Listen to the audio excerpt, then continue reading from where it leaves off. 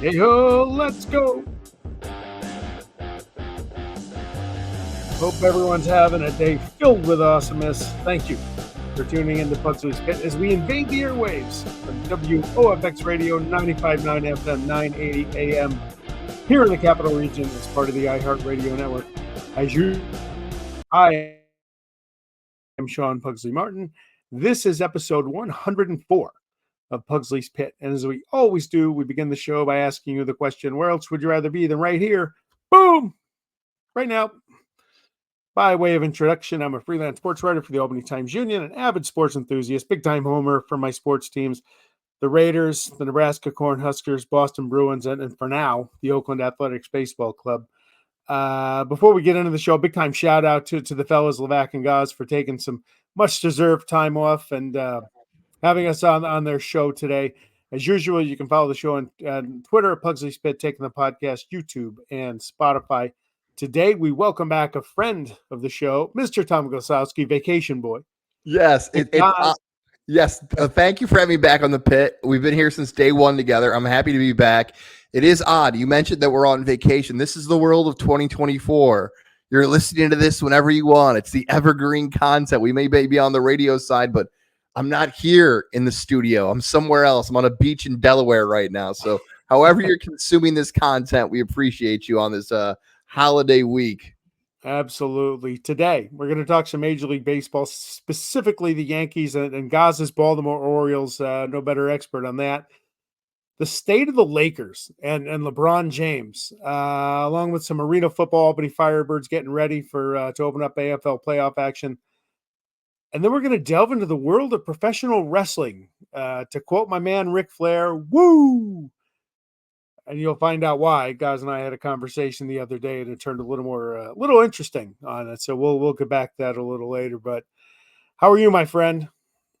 I'm doing well. I love all of those topics. This is going to be a wheelhouse in my show. It has been too long since we got to connect. July is usually getting the bad rap for the slower time in sports, but hearing topics like that, it is definitely not the case this year in 2024. I'll tell you what, I'm glad you got a vacation coming up now because you got Olympics coming up, which is wall to wall. I know my boys are excited. I've already been prepping them for it. They're looking forward to it because, with it being Paris, you get to see a lot of the good stuff. And also Saratoga's opening soon, so it's going to be busy here in the 518 for sure. No doubt. Saratoga, like you said, training camps opening up, baseball in full swing, all good things. Yeah. All right, so look, baseball, we're just past the halfway point. The All-Star game's a little over a week away or so. The hot race, you look at the division races, none of them are really close except one. The AL East, the Yankees, look, you got Red Sox fans here, you got Mets fans here, you got other fans, but this is Yankee territory. But then the Orioles, they're the team, right? They've been building and building and building, and now here they are.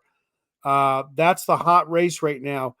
As an Oriole fan, how are you feeling right now with this season? The kids are maturing and some good things are happening down in Maryland. It's an amazing spot to be in because it was so bad for so long. And for a while, there also was a time where people thought it was so bad for so long with no hope because the division, the AL East, was getting better every single season. You had the Yankees with prospects. The Blue Jays looked like they had a strong future. The Rays always popped up. The Red Sox were coming off some really good seasons. It didn't feel like Baltimore had hope. And then each one prospect by one prospect started taking over baseball. I've admitted this, and I think it's fair to do this. Baltimore, and I always put Arizona in this category too, did benefit a little bit from some of the rule changes. The expanded bases, a little easier to steal, the pitch clock, a little faster pace. Someone had to benefit. It just helped that it was Baltimore with a younger style of play. I'm thrilled as an Oriole fan. You mentioned it's Yankee country across the Capital Region in upstate New York. I totally understand that, but I think Yankee fans tend to forget the Orioles won the division last year. The Orioles were the team that won over 100 games last season. As much as the Yankee fans in 2024 feel like it's the Yankees division to lose and the Yankees are the team to beat, that's not what happened last year. We have some revisionist history with the Yankee fans here in the 518. Baltimore is the team to beat. Here's the thing with the O's. They have so many.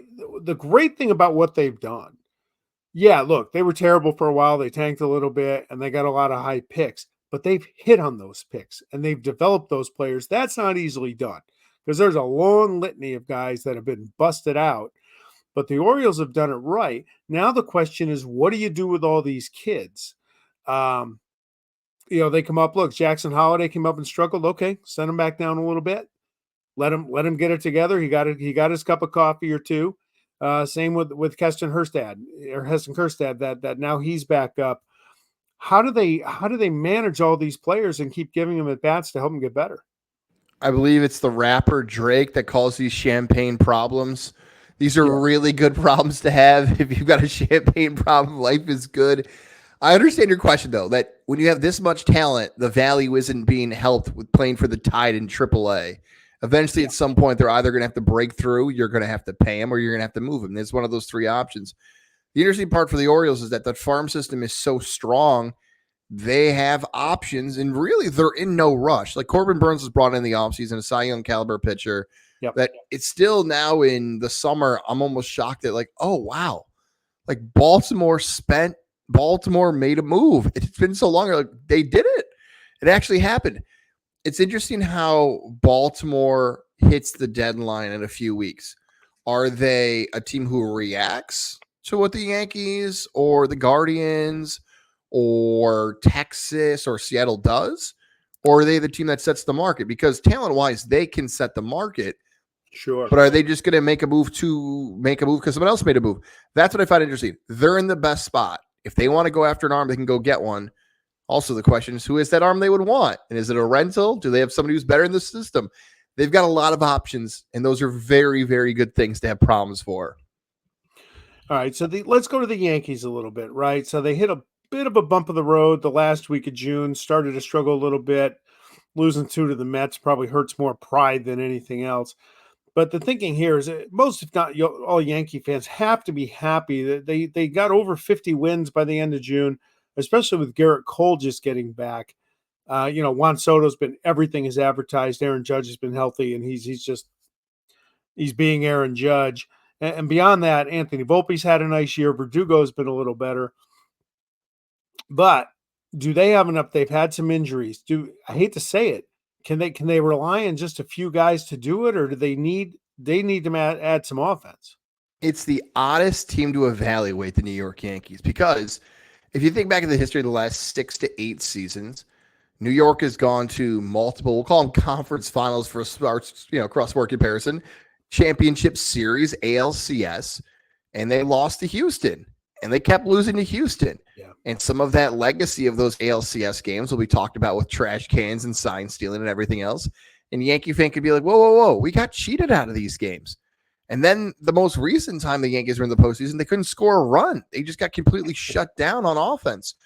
So It's almost like these seasons of the last 6 to 8 seasons have been so summarized by Houston bad playoff series where we forget, wow, they had some really good 90-plus win seasons because that's not how the Yankee franchise is viewed. If the Yankees wore different colors and different hats, we'd be like, hey, this is a great run they're on. Constant playoff appearances, close to the World Series. They're going to break through.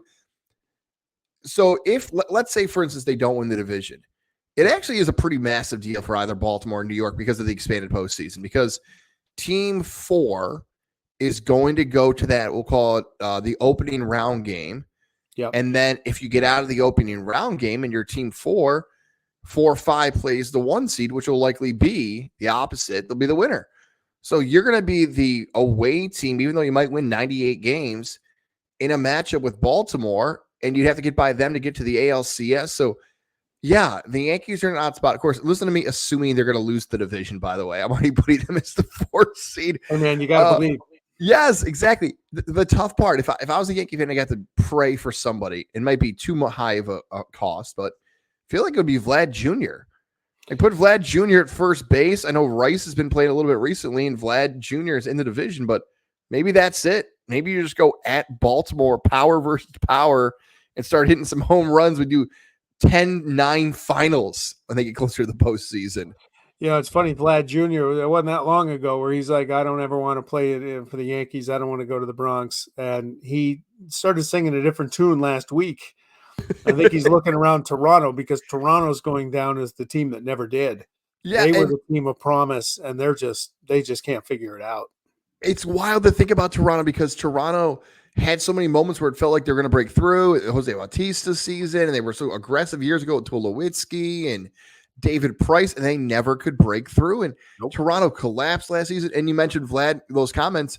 It's interesting. I feel like right around after he said it, he then had 6 games where combined he had 4 home runs, and one was against the Yankees. He started to turn it on a bit. Like, I'm here. I'm doing pretty good. You guys can sign me if you want. Well, it's a bit of an audition, just like Justin Verlander a couple of years ago. He started when he accepted he was going to be leaving Detroit. He started taking every meaningless game as though it was a postseason game. Right? Yes. And lo and behold, he rediscovered his magic, and he ended up in Houston winning a World Series. Some guys are motivated in different ways. Sometimes it's please come get me. I'll play really good now if you want me. So you brought up the Orioles winning the division last year, and I thought for a young team like that, getting swept by Texas was probably tough to take, but they got there. They got some experience. Do you think that experience can springboard a little bit this year, that they've kind of been there and faced the pressure and kind of gotten a taste of it? I hope so. I hope that's the case. I look at a team like Texas, like if they had to face Texas again, if Texas was the healthy Texas team that Ranger fans, although they're the defending World Series champions, probably feel like they haven't seen the best version of that team yet still. And I know they're a few games out of it, but they feel like they probably could be even better. And they had to fight and claw to game 160 and 61 and 62 last year. I hope. I mean, Texas had gotten so close so many times before with a different group of guys that my best advice for Baltimore would be this year, if you win the division, maybe tone down the celebration at Camden Yards. Yeah. Maybe not as it really felt like, hey, no one gave us a chance. We're the underdogs. We're the young kids. We're here. Anything else after this? That shouldn't have been the mindset. It should have been, now you're professionals. You're not college kids. You got to go play Texas. It felt like the celebration went a little too long. So that'd be my advice. Maybe a little less champagne for the celebration this year if you win the AL East. To me, here's the big question, right? The Yanks can hit, the Orioles can hit. Who's got more pitching? Who's got the starters to get you there? Because the dog days are coming, and that's where you separate the pretenders from the contenders. Where do you see it? To me, the O's, Burns is having a big year. He's doing everything he thought he would. Grayson Rodriguez has had a nice year. But beyond that, look, Cole Irvin, I know Cole Irvin from his Oakland days. Yeah, if he's your 4th starter, that's not that good. 5th starter, you could live with it. But he's our 3rd starter now. And that to me, the table is set for the O's. If you could trade a couple of these young kids and go bring in some arms, is that just the easy fix, or is there somebody else out there lurking that can help them? And where is the team, and who's the team in contention, and who's the team out of contention? If Baltimore goes for a rental, and this is the tough part about having a good farm system. Yeah. If they go after a rental, we'll toss Severino out there from the Mets. I think it's unlikely, but he's a good scenario to use for this. Okay, let's say Baltimore looks at Severino and says, Severino's pitched in big games before for the Yankees. He might face off against the Yankees. This is a guy who has playoff experience, unlike a lot of guys on our roster. Let's bring him in to pitch a game 2 or game 3 in a series. Okay, so what if he's good? So are you going to sign him? Are you going to hold a spot from a prospect that's on the way up in 2025 or 2026? Are you going to pay him too much money? There's too many scenarios that play out. And is he good enough?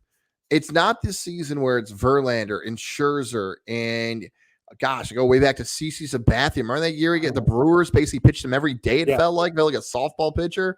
It doesn't feel like this upcoming trade deadline, there's that type of arm. So even though Baltimore is going to be pressured to make that move, I don't find it likely.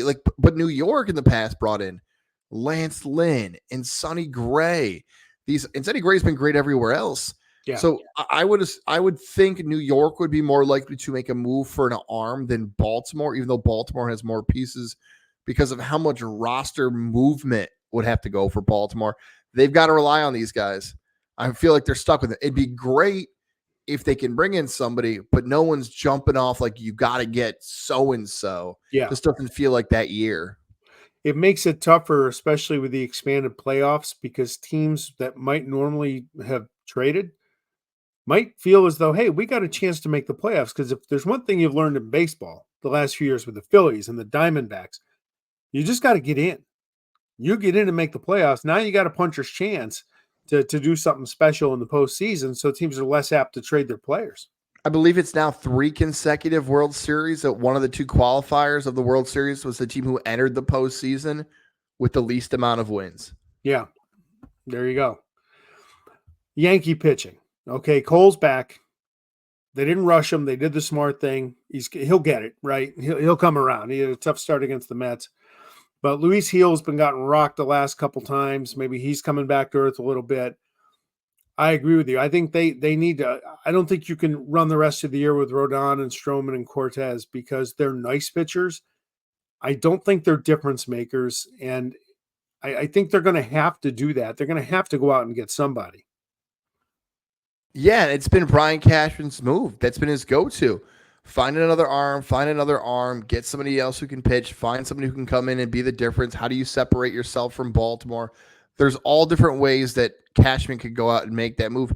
The tough part with all those guys they listed off too, they're so all unproven. Like Rodon had been up and down, and it wasn't too long ago where he's getting about a year ago, he's getting shelled in Kansas City. Sometimes Rodon, I always thought he's a one pitch away. Like, you know, if he didn't throw that meatball to Vlad Jr., he would have had a great outing. He would have been great. He just, do you trust somebody like that in the postseason? Stroman, I've said this all since the moment he signed with the Yankees. I said he's very aggressive, I think both personality-wise and on the mound and on social media. The other night, he's yelling at Glaber because he's not quick enough on a double play. Like, he's screaming in his glove. We're one Marcus Stroman social media post away from him owning the day on sports talk radio. Sure. So you've got a little bit of a nut in Stroman. You've got inconsistency in Rodon. None of these things bode well for the Yankees staff heading into August and September. Yep. And the thing with the Yankees, the last 20 years, right, since that dynasty ended, are they built for the postseason? Because look, you can go win 97 games a year because you're pounding out 8 to 6 wins in August against the Royals or the Tigers. That doesn't work in October. Are they able to win the game 2-1 and 3-1 when you're facing the best pitchers? And the thing I love to kind of poke Yankee fans with, their ownership, the term I use is fiscal responsibility. And they're not used to that from George and even Hank Stein. But now to add payroll at the deadline, and oh, by the way, you probably want to lock up Juan Soto. I think the Yankee ownership is they want to win. They want to win World Series. They're the Yankees, but they're just as interested in the balance sheet as they are what's on the field. And will that preclude them from going out and making the big splash and spending some money? Yes, it's the combination of that. And I've said this to Levack, who's been nicknamed Mr. Pinstripe Pants himself. I'll say this to any other Yankee fan. Here's the difference for the New York Yankees compared to anybody else. And you can take this across all 4 major professional sports. Because they are the Yankees, they will never rebuild. We just talked about the Orioles. They lost 100 games. They're now a World Series contender. We can do this from the last 15 years in baseball, all the way back to the Royals and the Giants. We can do the Cubs, the Red Sox. Like, we can make a whole list of teams who stunk and got better. There's only really baseball is the sport that if you rebuild, it can work. But all those other teams that have done it in the American League, including Texas, if I'm not mistaken, I think they had a top 5 pick. Kumar Rocker wasn't too many seasons ago where, Texas was picking up there pretty high. So they've all done it. So the Yankees refuse to do it, but baseball's changed from the days of George. And you're right, now they're in this weird spot where it's like, either you're going to spend a ton of money and be the Yankees and catch up to the Dodgers, or you're going to blow the thing up. But what is the Yankee identity? There's a bit of stubbornness in both directions. I don't want to spend as much money, but I also don't want to rebuild. That could be a dangerous spot to be in. It hasn't caught up to bite them yet, but it's not a spot I want to be in because nobody else has to be in it. It can be, because in New York, there's one expectation. It's win the World Series or the season wasn't good enough. Period. Exactly it. All right, let's switch gears a little bit. Look, the Lakers drafted Bronny James yesterday, late afternoon, second round, 55th pick of the NBA draft. let's be clear, good for Bronny and even his dad, LeBron, for forgetting his wish to play with his son. He was a highly touted prospect going into college at USC last year. That awful medical incident didn't really get back last year, averaged 4 points a game. And I'm not trying to dump a bucket of cold water on the James family, but this move just begs the question, what's the Laker organization up to? How far have they fallen? And here's why I say that. I think in the in-season tournament banner, I'm sure the NBA ordered that one up, but come on. I mean, seriously. But the Laker franchise under Jeannie Buss, it's not what it was with the Dr. Jerry Buss. Turned down by Dan Hurley. Stayed at UConn. They didn't offer him enough cash. That doesn't happen 15, 20 years ago at all. So where are they? And my problem with the Lakers right now is they are catering to a 39, almost 40-year-old guy who may be looking at a $50 million salary per year coming up. They hired his podcast partner. I'm available to be the coach. They drafted his son, and I get why.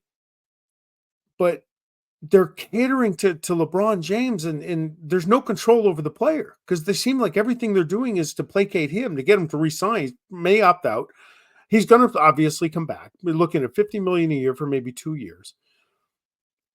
How do you invest in the guy? He's a physical marvel. He's a great player. He's one of the best players of all time.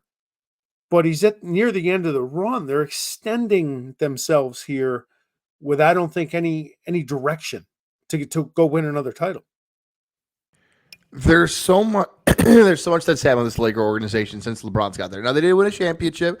Some will put an asterisk there for the COVID title. I'm one of those. Right. I think about, I know LeBron always gets compared to Jordan, but this is one of the things that's jumped out to me recently about LeBron that I never really thought about until the JJ Redick hiring.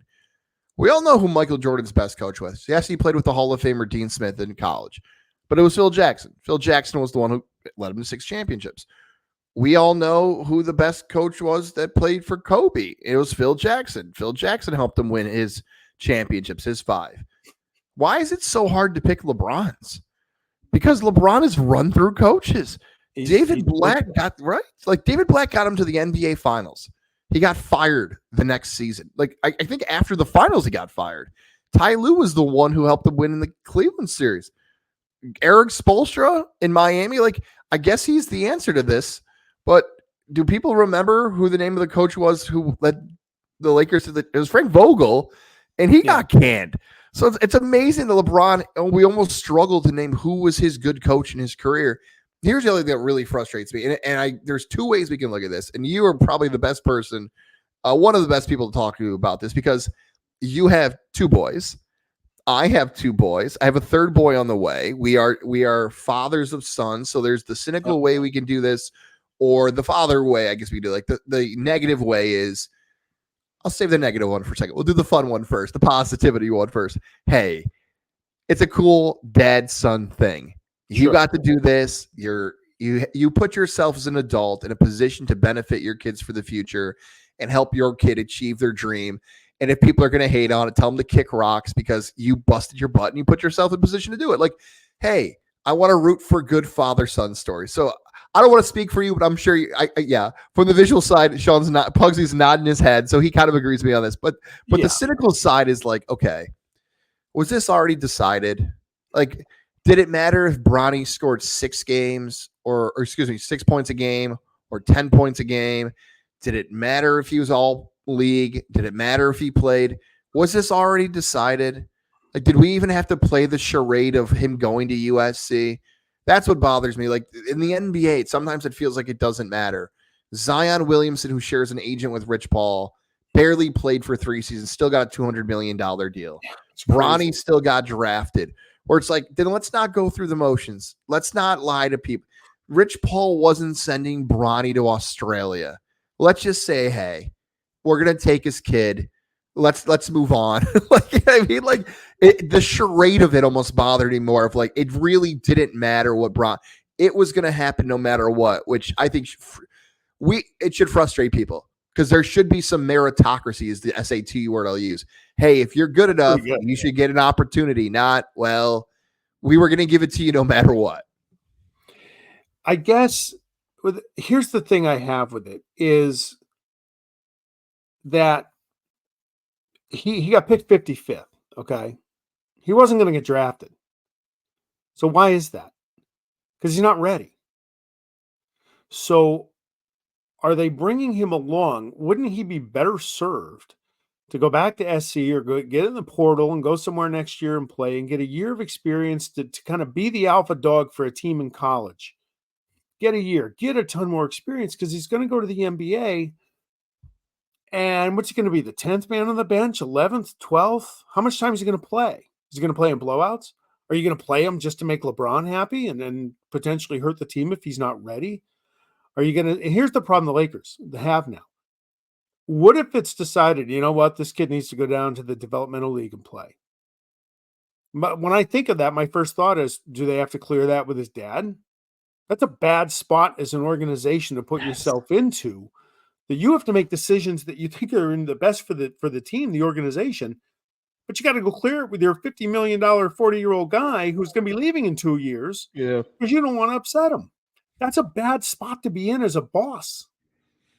think about this example. I believe it's Max Christie's the kid's name. I believe Max Christie was the first round draft pick for the Lakers in 2023. He didn't play. He never played in an NBA game. He didn't sniff the court. So you're telling me the 2023 first round draft pick couldn't play, but now the 2024 second round draft pick who averaged less than 8 points a game is now going to be in the rotation? He might not even play. But like you said, he's gonna. They didn't draft. If they made LeBron happy, he's going to play. And how do you feel if you're JJ Redick? What is LeBron? Are they going to do a podcast about the lack of minutes for Bronny? Well, but and that's the other part. How do you develop him, right? I did a little looking today. Did a little searching on Google, and said, what is the shelf life of second round draft picks in the NBA? And in the last 5 to 10 years, freshmen are in the league less than 20% of the time during their incoming freshmen, less than 20% of the time during that 5 to 10 year window.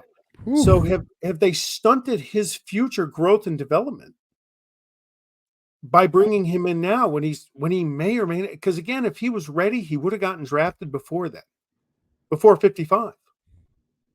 Exactly. Have they done him a disservice? And the oddest part about this, the strangest, the unique, is that you let off saying it. I don't blame Bronny. Like, Bronny didn't do anything wrong. Bronny wanted to play in the NBA. Bronny went to USC. Bronny had the horrible thing that happened with his heart. He's done everything he can. LeBron has put his son in this spot. Now, is it inevitable? Like, would it have been different if he went out when he was a junior? Would people have still criticized him that he's getting an opportunity because his name's literally LeBron James Jr.? Probably. Like, he would have faced that. And I think there is something almost poetic that LeBron James Jr., Bronny James, is under a ton of pressure and people are doubting him. And I said this last week to Levack. I said, we also have to remember that the poetic part is that this kid is now under a ton of pressure, but his father was under the most pressure ever. Like, in my lifetime, there was no athlete who faced more expectations than LeBron James Sr. as a junior and senior in high school, having Dick Vitale and the late Bill Walton calling your games on ESPN with Jay Billis. Right. Being called being on the cover of Sports Illustrated when it was a big deal when you're 16. So the fact that Bronny's facing a lot of pressure, there's a group of sports fans who are far younger than us that don't remember this is nothing compared to what his dad faced. Very fair. But here's the other thing. And that's a great point. Here's my other thing. If you're on the Lakers, you're a Laker player. What if you get in a camp? Bronny's not that tall. He's not 6'9". He's not his dad. His dad's a physical freak, right? He's a marvel. Yeah.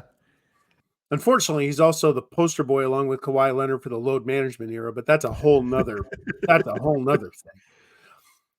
But what if he's not good enough? But they have to keep him, right? Are you going to upset the meal ticket? So now you risk, if he's not good enough, carry him for a year and we'll see. And the other part of it, the JJ Redick hire, never coached. Why not just make LeBron the player coach? You see clips of him last year telling Darvin Ham in a huddle, "Hey, just give me the whiteboard and I'll draw up a play." I mean, why not? That's what they've done. That's what it seems like they've done. I would love to potentially see one day in sports a player coach come back, and it feels like if there's any sport it's going to happen for, it is the NBA. I know it's Pugsley's pit, but I do have to ask you a question because I feel like you can Sure. offer some insight here on this. Go. And because we are on the radio side, please don't swear as I set you up for this. But No, I'm pretty do you, good so far. do you have any issues with JJ Redick dropping the F bombs in the press conference? I know you've done a bunch of press conferences before. What did you make of that as somebody who does this and covers press conferences with coaches all the time? I felt like he did it on purpose, and I felt like it was wildly unnecessary and not a good look. I've never seen it, and not in a press conference like that, you know. I can't tell you in 20 years of doing it, I don't think I've ever had somebody with a tape recorder on. Wow. If you're having an offhanded conversation, okay. An off the record conversation, that's totally different. I don't know that I've ever seen that, and certainly not at that level. Um, you know, no, I haven't. And I thought you were going to ask me about JJ Redick because he's a Duke guy. I'm not. I knew that answer already. Yeah, I'm not a Duke guy. You go to Twitter or X and you put in hashtag Duke sucks, and you're going to see my name in there an awful lot. So yeah, so I'm no fan of JJ Redick. I'll tell you what, a quick sideshow with JJ Redick. His biggest claim to fame in my family, the first weekend away ever for the future Mrs. Pugsley, who's up now Mrs. Pugsley. We went to Boston for a weekend. She's from there. She showed me around the North End. We took her to a Bruins game. It also happened to be JJ Redick's senior night, and the Tar Heels went into Cameron and beat them. And I enjoyed it. Probably a little too much since our relationship was in its infancy, but she married me anyway. But that's a big thing that we ruined JJ Redick's senior night, and I remember that the most. That's my JJ Redick story. I love that JJ Redick story, and not to make us feel old from that story or another reference to the early 2000s, but we also have to remember that there is a group of fans now in sports that don't remember how hated JJ Redick was in college. Like, Oh yeah, there's the Christian Laettner group of people that remember how much hatred Laettner faced. Then it was JJ Redick. And then, like, I guess LeBron for the Heat is the closest, but didn't have that same college pro feel. And maybe Kyrie and others now have, just because politically, and that's a whole different conversation of why the criticism came to them. But for really a non-political or non-polarizing statements, it's people found him to be a punk. And he kind of had that same arrogant, I got to keep it clean for the radio side now. But like, I think that's affected him his entire life. And it came out in that press conference. maybe. Yeah, you brought up LeBron at other stops. I loved Cleveland LeBron, right? Couldn't stand the Heat. Don't like him in LA too much. I'm going to give you a little exercise. I didn't give you any prep on this, so go ahead. Don't hold me to everything. If you had to pick a lineup, I did the story a few years ago on my old podcast with Eric and Ashley. If you had to pick one starting lineup to win you one game in history, what would it be? And I'll tell you mine first. Give you a couple seconds here to think about it. I drew looks when I didn't put LeBron on my team, and I'll explain why when I'm done. Ooh. Yeah. Okay. Backcourt, Magic Johnson, Michael Jordan. That's easy, right? At center. No. Yep. Go ahead. Yep. At center, I picked Kareem, although Olajuwon I loved. I was a big Olajuwon guy back in the 90s. My starting forwards would be Tim Duncan and then Larry Bird. And I'll tell you what the difference between Bird and LeBron is to me. LeBron's a better athlete. He's a better overall basketball player, but Bird made those around him better. And he was a stone cold killer when he had to be. And that's why I would do that. That's my thing on LeBron. I don't think he's got that killer instinct. You go back to when Denver was beating him in the playoffs this year in the post-game presser, and he's like, what are we talking about? We're talking about basketball. I'm like, you make $40 whatever million a year. That's not the answer the fan base wants to hear. And I don't think that's the answer Jeannie Buss or whoever the coach of the day is or Adam Silver want to hear. You gotta have that, right? Wow. Now my head is spinning. There's so much to that.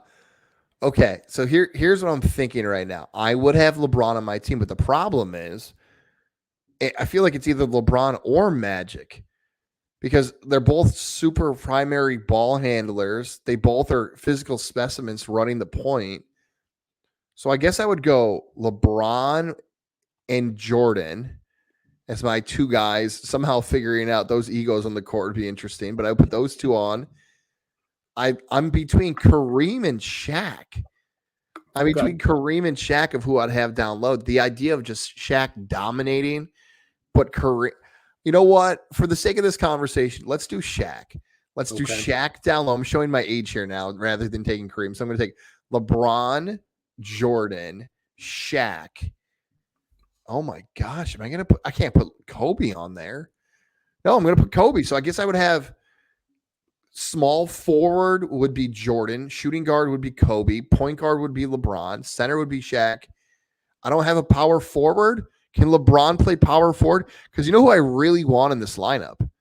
Because you asked me to win a game. You didn't ask me to say who the 5 best positions were. You didn't. You just told me to pick 5 guys. Sure. I love this compliment for this athlete because I will stick by this. Maybe this is another segment or another fun game we can play. If you could pick any athlete to perform any task, so like throw a football, hit a baseball, catch a pass, if the aliens invaded and they said, we need you to complete this task, I would roll a basketball out to Steph Curry and they have to pick a spot on the court and he can make the shot. If the world depended on an athlete to perform a task, I would have Steph Curry shoot a basketball. So Steph Curry would be in my, win a game, score 21 points lineup. I'll tell you what, my oldest would love to hear that, and he's going to see the show, and he will, because he has a Steph Curry jersey upstairs. He has a Steph Curry shorts and socks upstairs. Steph Curry's his boy, and I can't argue with that. No, and it was cool seeing. I'm glad your son is a Steph Curry fan because it's one of the coolest athletes to watch the development of, because it feels like kids thought they could be Steph Curry. Like when you and I were growing up, although there's the age difference, like I remember having the Fisher-Price hoop and sticking my tongue out and dunking. Unfortunately, real basketball hoops are far taller than the Fisher-Price hoops. And I'm sure maybe for you were practicing the Kareem hook shot, but you didn't realize Kareem was 7 foot tall. The best part about Steph Curry is your son can go out and stand in the driveway and move the hoop back into the street and try to hit a shot like Steph Curry, which makes him so much easier to root for young sports fans because they're like, I can be Steph Curry. And we've seen basketball become that because of all the young kids modeling their game after him. I'll tell you what, I like it when they want me to take some outside shots out there, because they asked me a week ago when we lowered the rim to whatever 8 feet. Hey, Daddy, can you dunk? I'm like, I don't know, but let's give it a try. And I grabbed one of the miniature basketballs that I could palm. I touched the rim and had an ice pack on my back afterwards. It probably was ill-advised, but you want to deliver. The kids ask you to do something. You want to, you got to show some sort of game. Is there video evidence of the attempted dunk? No, but I'll do it again. I'll do it again. But I'll tell you what, it's hard to do it when you got an 1.5 inch vertical leap. It's not easy. You'll appreciate this, that there's a writer out there named Bill Bender who writes for the Sporting News.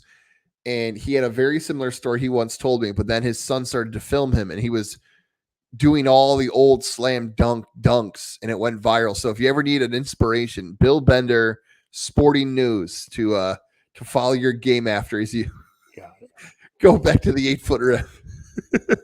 Here's the other thing. I gotta pick on LeBron a little bit more because I enjoy it. Look, people under 30 years old really don't remember Michael Jordan. To you, who's the best all time for you? Who's the GOAT? Is there? To me, there's no debate. But I'm curious in your thoughts here. Oh, you sniffed me out. You sniffed me out before I could do it because it is such an age GOAT discussion. Because here, I'll sum this up. Levack asked me a very similar question the other day. He goes, "Why do you like LeBron so much?" I said, the reason I like LeBron so much is because I'm in my mid 30s, so I caught the tail end of Jordan. But I didn't catch late 80s Jordan. I didn't get really early 90s Jordan. I got him all around like coming back in 96, 97, 98. So when LeBron was on the way, I remember where I was sitting. I was at Hazard Street Middle School. But before it got torn down, it was the oldest middle school in New York State. Yeah. And I saw in the library the Sports Illustrated cover where it said The Chosen One. Yep. And I said, okay, I wasn't a Jordan fan because all my friends were, and I wanted to root for Barkley and the Rockets and I wanted to be the kid who was different. I said, that's my guy. So I've been a LeBron fan since he was at St. Vincent St. Mary's. I have 8 LeBron James jerseys. I don't know how many people know that. Like, I have every jersey that Carmelo and LeBron, any team they ever played for. So that's back from I was in 7th grade till now.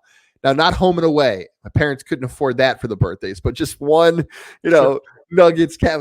So I think I've tipped my hand. I would go LeBron, but I think you sniffed out why I'm so biased for LeBron. It is very much an age, I think, seeing his whole career rather than Jordan. It is. And again, I know I'm banging on LeBron, but anytime you get into the discussion of who's the greatest basketball player ever, I mean, you gotta have a critique, right? Here's my thought. If prime Jordan matched up against prime LeBron in a game of one-on-one, Jordan with that killer instinct, he would take LeBron's lunch money. Okay. Did you ever have in elementary school, middle school, you'd have that pizza day, the rectangle? Oh, of course. Pizza? Yes. Yeah. Okay. Where the cheese looked like soap, but it just worked. Okay. Jordan would take that lunch money. He'd run to the cafeteria, go get a couple slices of the rectangle of happiness, and come back and eat the meal right in front of LeBron, who'd still be rolling on the floor looking for a foul call. That's the difference. And you got to talk about school pizza too. So that's the best analogy I can come up with. Even though I said LeBron's the answer, even though that analogy was fantastic and probably very accurate for the Jordan lovers or LeBron haters, the thing I always have to concede about LeBron's championships, and I know it's a team sport, but they can look at all 4 championships and say one championship was in COVID. Yep. One championship was in a lockout season. One championship, he needed the greatest comeback in NBA history. And the 4th championship, again, I did that out of order, but you get it. COVID, lockout, greatest comeback ever. And you could argue one of the greatest shots ever with the Ray Allen. Those are the 4 titles. Absolutely. Like he could have 0, he could have 2, he could have 1. That's how he got the 4. Yeah, that's just the thing. So anyway, look, again, he's a physical freak. All right, so we're nitpicking here when you're talking about some of the greatest of all time. But the Lakers, yeah, I don't know. Let's pivot. Let's go to the 518, right? Arena football came back this year with the Albany Firebirds. I used to be a Firebird season ticket holder back in the 90s. Stormed the field in 99 after the Arena Bowl win over Orlando. That was just an awesome, awesome time. Loved it. The block parties, everything around it. It's great to have it back in Albany. You've been on the broadcast team all year with Andrew Santillo. How has the experience been for you being around the team? You know, your partner Levack's the team president. What's it been like for you being in the spot you've been in? Thank you for also letting people know that I'm a part of the Albany Firebird broadcasting, because that's been my thing all season, that when people ask me about the Firebirds, I have to put up the disclaimer of, yes, I receive money from the team.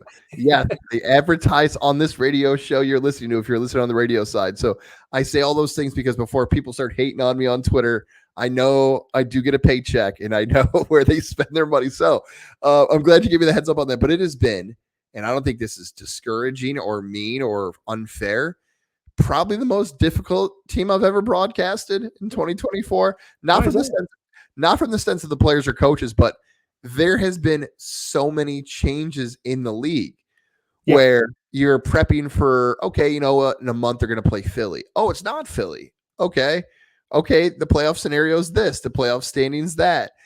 Okay, the rules are different. We started off with Ironman football, and then it wasn't Ironman football. At one point, one game ended on a 4-point play. I think there were the coach for the opposing team at the end of the game said he didn't realize that was a rule. Imagine how you feel if you're a broadcaster calling the game where the coach on the field didn't realize. So again, that's not a shot to anybody, but it's just because the arena football as a league has gone through so many changes. It's been challenging. Maybe the better way to describe it. It's been fun. It's been entertaining. It's been great for Capital Region sports fans, but I feel like because of a lot of changes, it's been like a wild ride. Fun, but different for sure. Yeah. So look, the league, right? When you hear that they canceled last week the regular season, my first thought is, are they even going to have a playoffs? The league stability.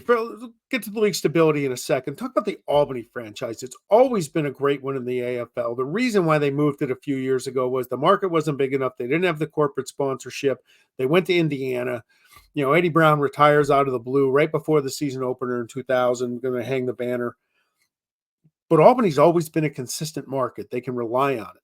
But are there enough Albanys around the country to make this league grow and thrive and survive? The Arena Football League, have to be asking themselves that question every single day, because it's hard to figure out the answer to that, because you've got to almost do like a test market, and then what do you deem as successful?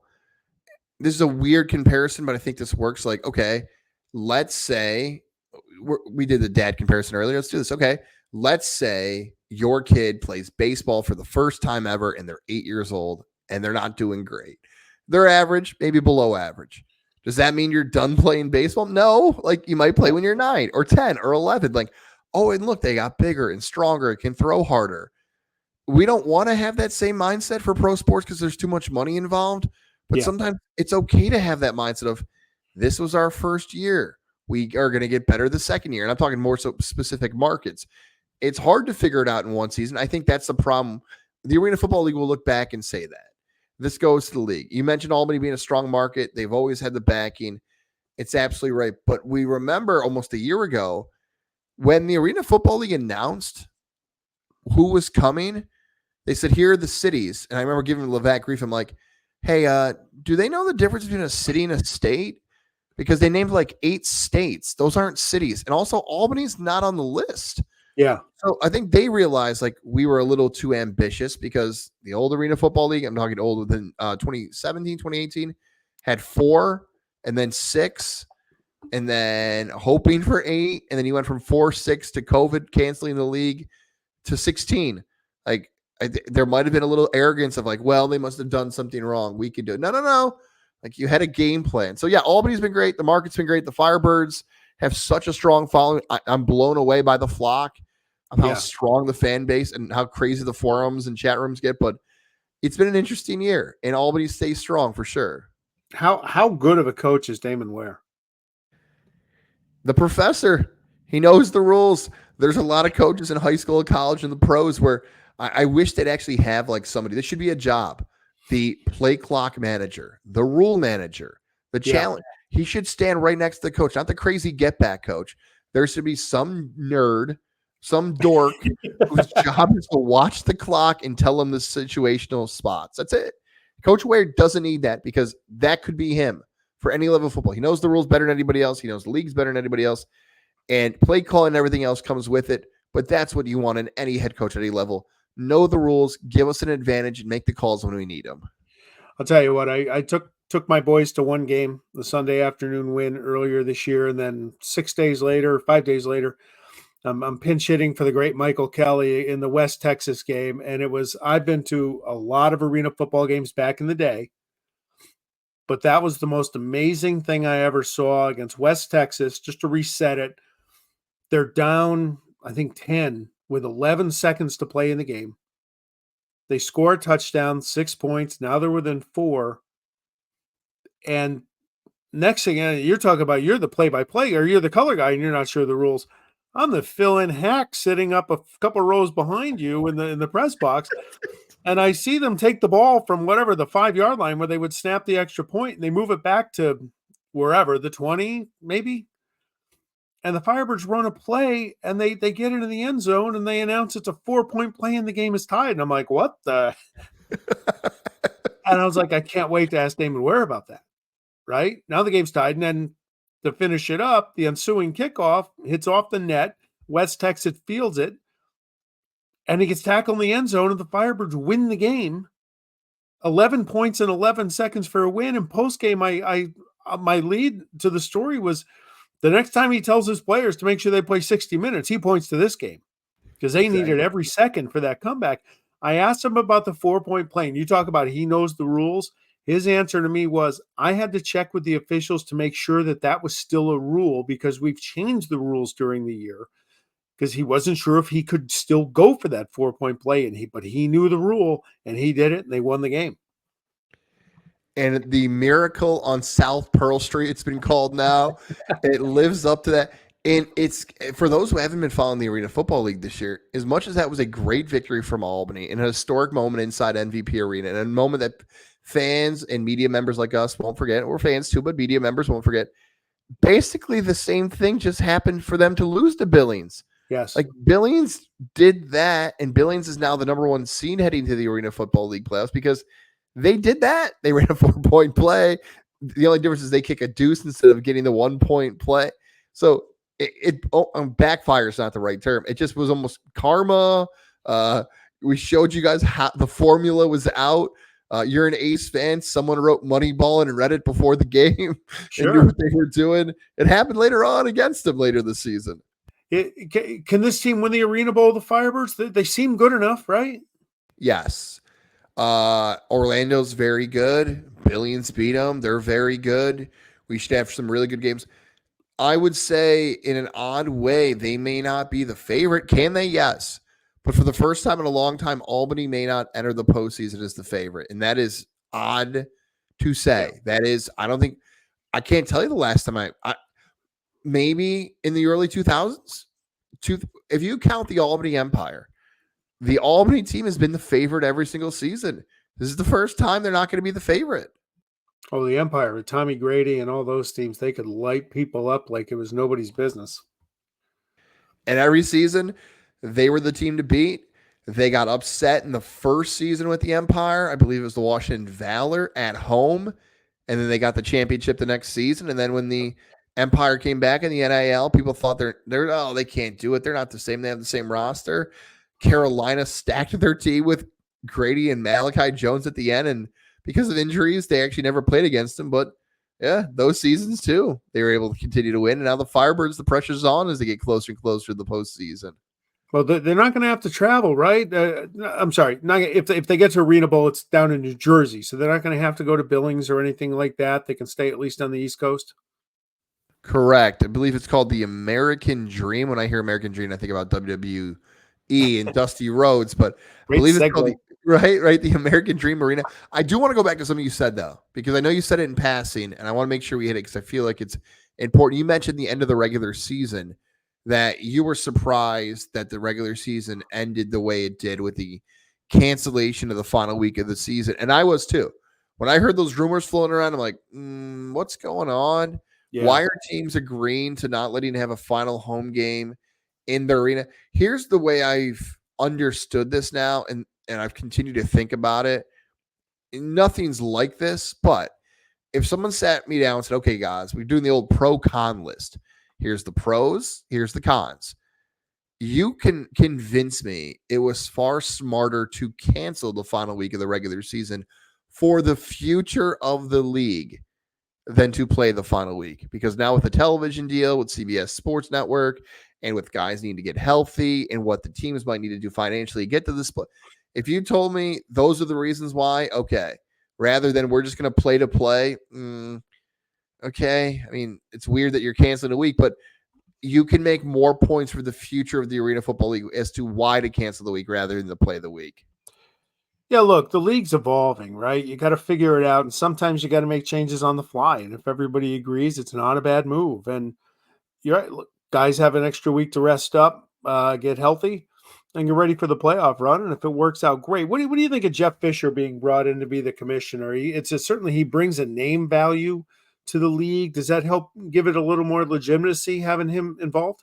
I wish I got a chance to know him. I wish I got a chance to talk to him or interview him. He is a name that if you are somebody on the national scale that knows his career and whether it was with the Titans or with the Rams, that, oh, you know that name? Okay, what's he doing? How was he connected with Nashville? How was he brought in? That's the hope. That's the opportunity that a national headline, somebody will look at Jeff Fisher and be like, okay, this guy's been around professional football his whole life and wants to make this team successful. Yeah. I hope. I think this is fair to say. I want to know more about how it all happened. I mean, maybe that's just my curious mind. You know, maybe I'll pass that along to you. Can you call Jeff Fisher the next time you're in for Michael Kelly and be like, hey, how did this happen? Did you just get volunteered? Did you get to be the camp leader at summer camp and they just picked you? Did you financially get a nice little bump in pay? How did you get paid? Did you just do this out of the goodness of your heart?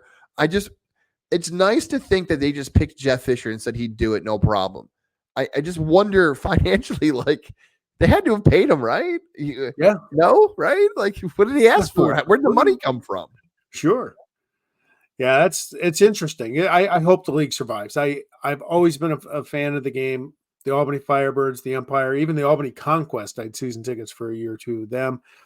And my kids are getting older, and they really enjoyed their experience there. And that's something I want to do. It's something I did a lot during my adulthood, and I certainly want to share that with my kids. But the whole dad thing, right? Siena basketball, Albany basketball, and go catch some football down at MVP Arena.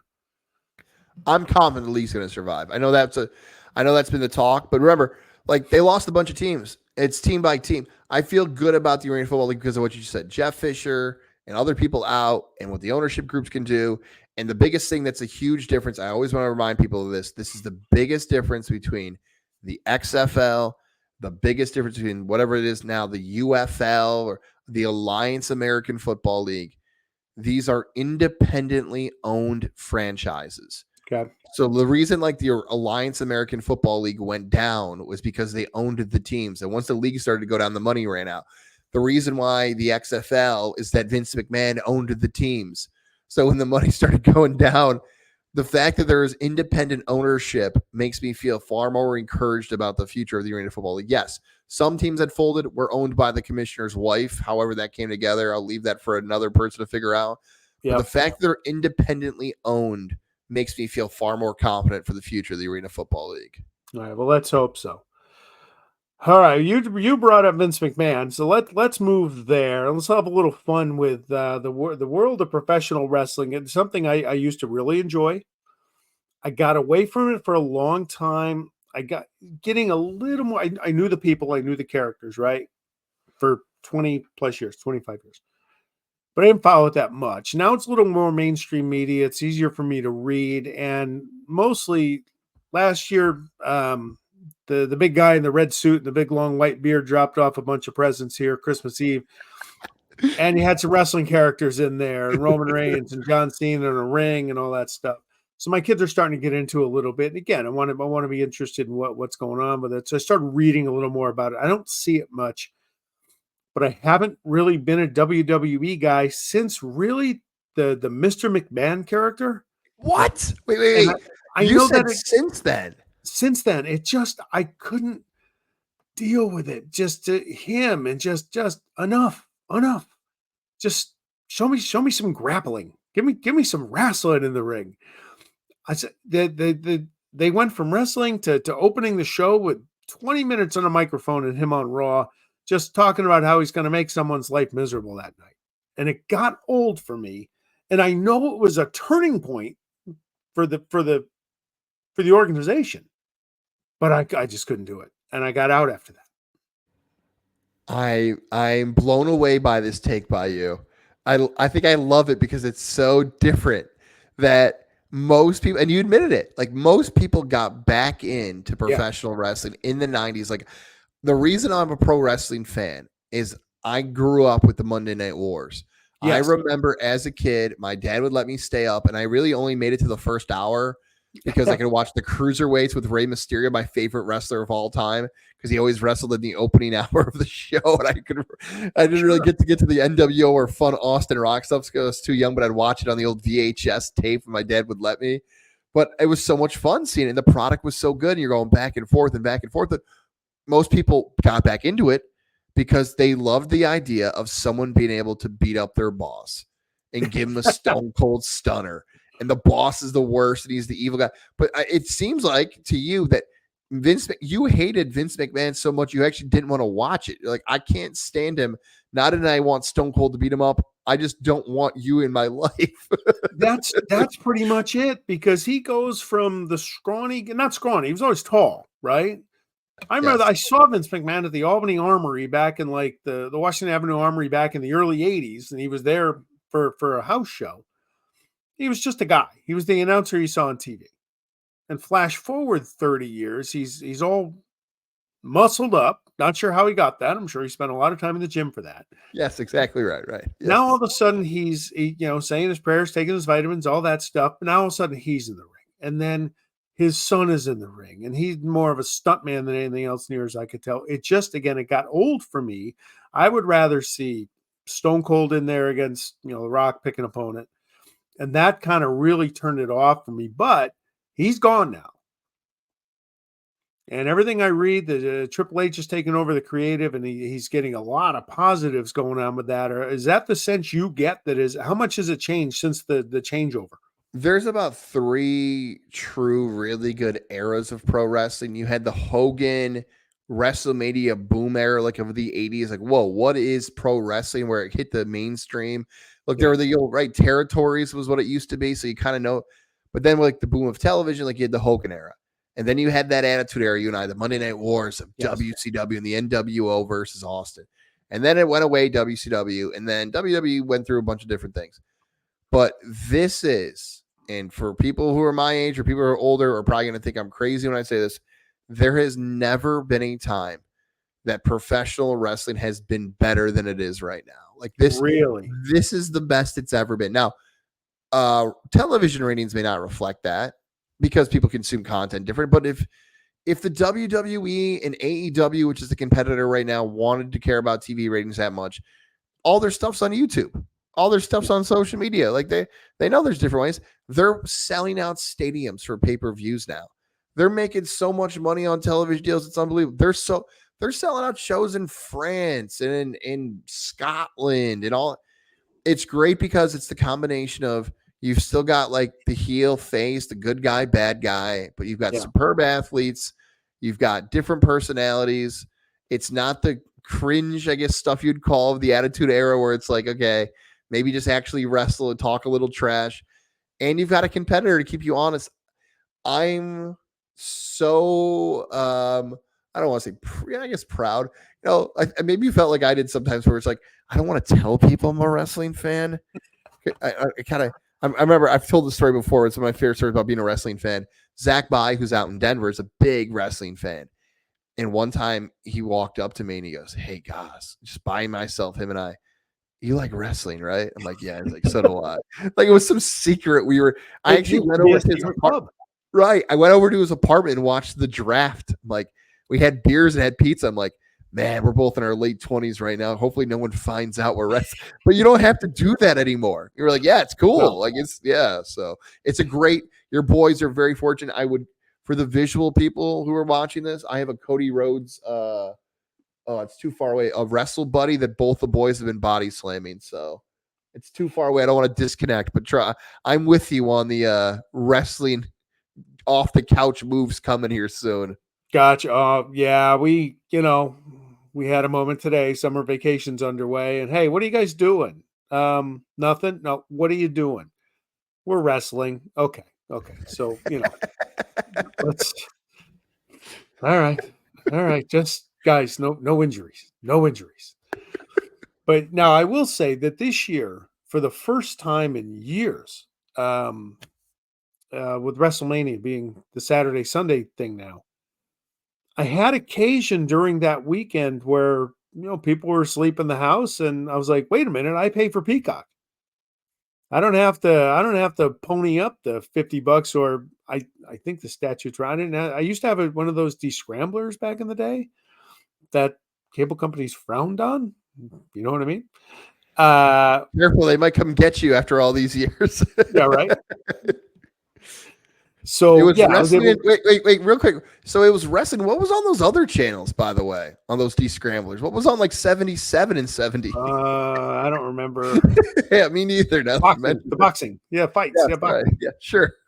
Fight night in my Anyway, house. It was always an event. People knew if there was a big boxing match going on, they knew I was having people over. They would just come over and just show up. It was the thing to do in the 90s in the world of Pugsley. But I actually enjoyed the WrestleMania, what I saw this year, and the Cody Rhodes thing. And again, now that it's mainstream media and you don't have to secretly go to your buddy's house to watch the draft, that you can read more. And that's how I've kind of gotten back into it a little bit. where I enjoyed the wrestling and seeing Cody Rhodes cash in, given the history with his dad and everything and winning that. What was that moment? You're a Cody Rhodes fan. You said, what was that moment? Just seeing him break through. What do the kids say now? The chef's kiss? That's about as good as it gets. The ultimate bad guy who hasn't lost for 3 years versus the ultimate good guy with a good story and this element that, like, The Rock really wanted to take his spot, but maybe didn't. So now you've got a storyline for the future. So you've got the combination of everything, and it's in Philadelphia, crazy wrestling. So that's it. Like, that is pro wrestling to its core. Good guy versus bad guy. Sure. Good guy wins. Crowd goes crazy. That's perfection of, if you don't watch pro wrestling, here's the reason why you should watch it for a match like that. Here's because just popped into my head, right? So you talk about that match. The Rock jumps in the ring, he gets involved. All of a sudden, the lights go out and the Undertaker music hits. Has wrestling done a good job holding on to its past and drawing back on that every now and then for nostalgic purposes, or is it going to be overdone? That was cool. That I thought was done pretty well. They probably had an idea going into that, like, hey, it'd be cool if we have all these former guys help him win or try to, all the generations will touch. They've done about as good as they can. It feels like they're getting away from it a little bit more than they used to the last 10 or 15 years. Maybe it's because of age, and eventually the suspension of disbelief has to. Okay, Undertaker can't beat up everybody at 60, can he? We gotta. Why is the late Iron Sheik still out there? You mentioned your boy Nature Boy Ric Flair. Eventually, it's like, okay, enough's enough. Yeah. So I feel like they've drawn the line of, okay, only once in a while now, guys. What's the best wrestling match you ever saw? For me, Stone Cold Steve Austin, Bret Hart, I think it's WrestleMania 13 with the double turn was as well done, Woo. a well done segment as you could ever hope to have. Although Brock Lesnar, Kurt Angle at WrestleMania was pretty good too. But that was it for me, Austin and Bret Hart. Those are two great matches right there. My goodness. I'm gonna go quick. I'll give you a quick top 5. Angle and Shawn Michaels at WrestleMania. I think it's WrestleMania 21. So I'm saying best, not like favorite, not most entertaining. Yeah. Like, okay, the best matches. So I'd go Angle and Michaels at WrestleMania 21.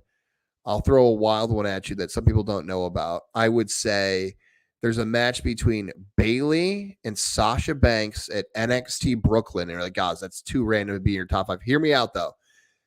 Women's wrestling was so bad. It wasn't a thing. Like, nobody watched pro wrestling to watch women wrestle. Yeah. That match changed everything. The crowd's going crazy. These two are unbelievable athletes. So I would put Bayley versus Sasha in 2016 in Brooklyn is number 4. Number 3 is, this is not technical wrestling, but Mankind versus The Undertaker at Hell in the Cell, where he throws him off the just throws him off live. I watched it live. Oh my God. I remember my buddy Mike came to school next day. Did you hear Mankind died? It's like, we didn't even die. I was in like the 2nd grade. I'm like, oh my gosh, you almost, like, this is unbelievable. Second best match. This one was kind of recent. It was CM Punk versus John Cena at Money in the Bank, where a lot of wrestling fans came back. For a while there, it was all about kids. And they ran this great storyline of CM Punk's going to leave the company with the belt in Chicago, his hometown. 40 minutes back and forth. Man, I would have put Hart and Austin on my list. That was a great call.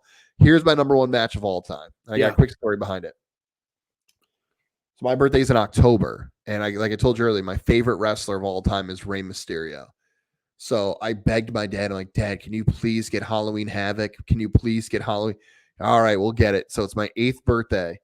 And it's 1997 Halloween Havoc, Rey Mysterio versus the late Eddie Guerrero for the Cruiserweight Championship. If Rey Mysterio loses, he gets unmasked. So if you're a kid who's 8 years old, does it get any better than that? The good guy versus the bad guy for the title and the mask. So, and Rey Mysterio wins the match.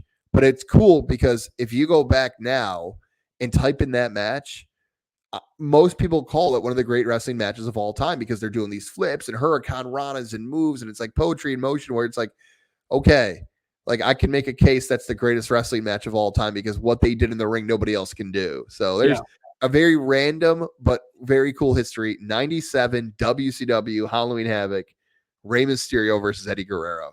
I got to ask you this question before I let you go. The Rey Mysterio thing. How did you feel when Kevin Nash threw him against that moving van that night? That's you maybe get some more protein in you, hit the weights a little bit. I mean, you just can't be thrown around like a rag doll like that. No, but luckily I was asleep. Oh, okay, you missed it.